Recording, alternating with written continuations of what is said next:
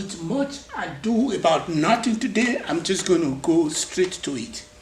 Let me say that in the past you will see out there that somebody like Obama at the end of the year will recommend some books, like 10 or 15 books that he wants you to read. You also see someone like Bill Gates recommending some books out there. In the past 2 months that I've been trying to get this project off the ground, I have read 3 books already. And I'm getting ready to read the 4th one. So the reason I'm saying that is because when you come up with your salient skill set that you would like to develop to a bigger level, it's better for you to be reading the books on it. Those books that you are reading on it will give you some more weight on how you are going to become a guru. A lot of people don't like to read books. As a matter of fact, talking about reading books, there was a time I was reading some books. I was reading books on everything. Let me just say that I have 2,500 volumes of books in my own library. And my heart will break into pieces if I can't take those books and take them to Nigeria. So, having said that, the only one of the things I'm pushing forward today, which is a continuation of what I said the last time, was how I want you guys to follow me on my journey so that I don't leave you behind, so that we can form what you call a community where you have what you call everybody is on the same page. But let me quickly start by thanking you guys for being with me on this journey, because literally speaking, because of my attention deficit disorder, I was literally written off. Not when I say written off, I mean that a lot of people love me, and I love a lot of people, but the connection to be able to have to be in the limelight of where I will become somebody who's going to hold the ball puppet, I couldn't really pull that off. I mean, I was there, but I quickly ran away from me, because as I was coming to become right there, and if something comes my way, I would switch gear and I will go somewhere else. Let me say, I have a bleeding heart. I have a bleeding heart. I'm a bleeding heart liberal. I'm a bleeding heart liberal. But by that I mean that with attention deficit disorder, minor things can really throw you off.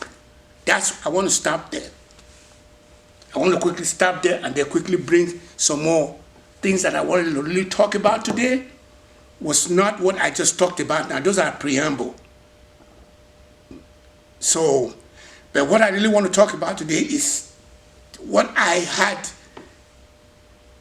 difficulty with, that I think will be able to help the constituency that I am trying to protect from themselves. And those constituencies that I'm protecting, which would benefit by having, I want them to start developing some balls. I want them to start developing some balls. The reason I'm saying that is because I will be living for motherland as soon as all this hash patch, what I call helter-skelter program that I'm putting in place, so takes off, I will be living for motherland to go for the unfinished business. But then I'm going to be leaving a lot of you guys behind who are going to die here. And if you guys continue in the realm that you are currently on, your trajectory that you are currently on, we people of African descent, the community of color, women, those who are struggling with STEM, technology, engineering, and math, and those who are the members of the LGBT community, with special reference to say somebody who has what you call covo, long covo, or somebody who is a refugee coming in from what you call Ukraine and being planted now in the system, or those people who are now having what you call gun violence in our community, the community of color. We have a lot of gun violence going on out there that we need to start addressing. We don't need to be killing ourselves. We don't. So, but for those people who are in the diaspora, who are currently there right now, they have one thing going for them.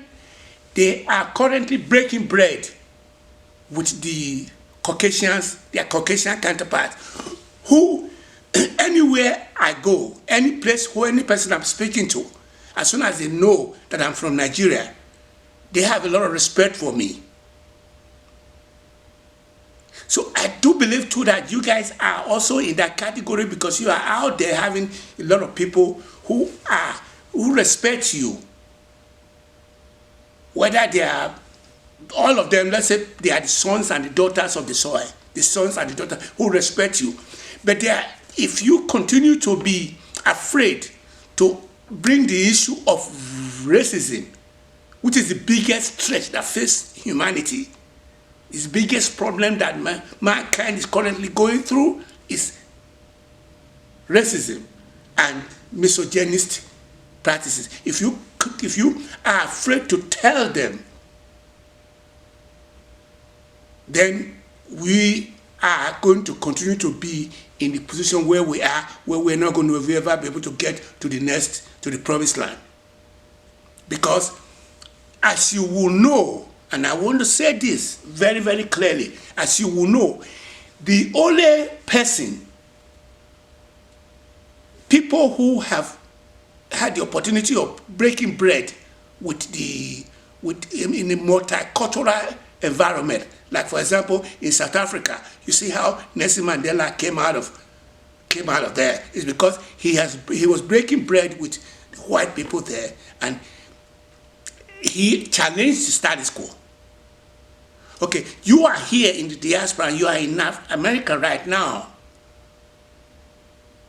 I'm not talking about the diasporas in Europe, diasporas in Far East, diasporas in India, diasporas in China, diasporas in Mexico. I'm not talking about that. I'm talking about diasporas who are in the United States, who are in the Caribbean island, who have had the opportunity of going back again to the continent. We need to start putting this issue of racism right, center, and forward. And by doing that, you are going to be able to turn